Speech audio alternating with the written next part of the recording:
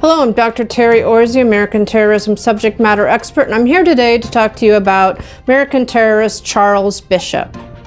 On January 5th, 2002, the 15-year-old Charles Bishop, also known as Chucky Jr., hopped inside a single-engine Cessna plane and flew into an office tower building in Tampa, Florida.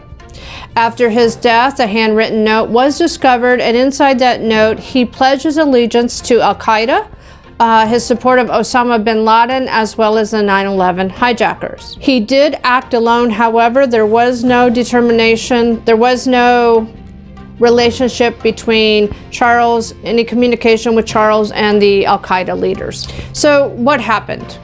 Charles was a student at a flight school based in St. Petersburg Clearwater International Airport. Shortly before 5 p.m., he was doing his pre-flight checks, so the instructor thought, and he took off. He flew across Old Tampa Bay, ignoring a Coast Guard helicopter pilot that was frantically gesturing for him to land. At some point, he was in the airspace of MacDill Air Force Base, headquarters of U.S. Central Command, who directs the combat in Afghanistan. At that point, two F-15 fighter jets were dispatched, but they were too late. By the time they arrived, Charles' plane was already in the building, and he was dead. So what do we know about Charles Bishop? We know that he was an A student. We know that some people said he was a quiet, polite, well-spoken young man, even eloquent in expressing his feelings, whereas others remembered him more as sullen, introverted, and a bit of a loner. So one thing we do question, because it's important that we get into the mindset of a terrorist, is what made him do this. And one thing we want to know is, was he aware that his parents prior to his birth had a suicide pact? In fact, they tried twice but failed.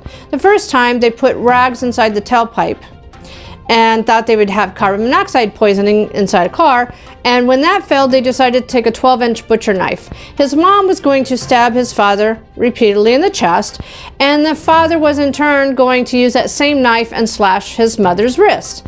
Well, she got so far as to stabbing him, but then at some point she got afraid, or he could not do it. They called the ambulance. He was saved. She was arrested. She did say it was a suicide pact. Or his father denied it. They are divorced. We don't know. I mean, they both survived and they divorced.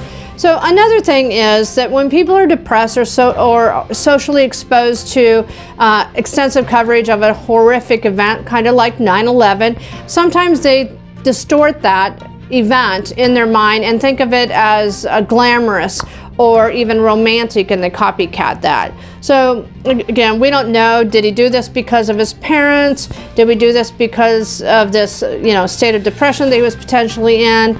We'll never know, because unfortunately he died. But we do want to now think of how he fit the American terrorist profile.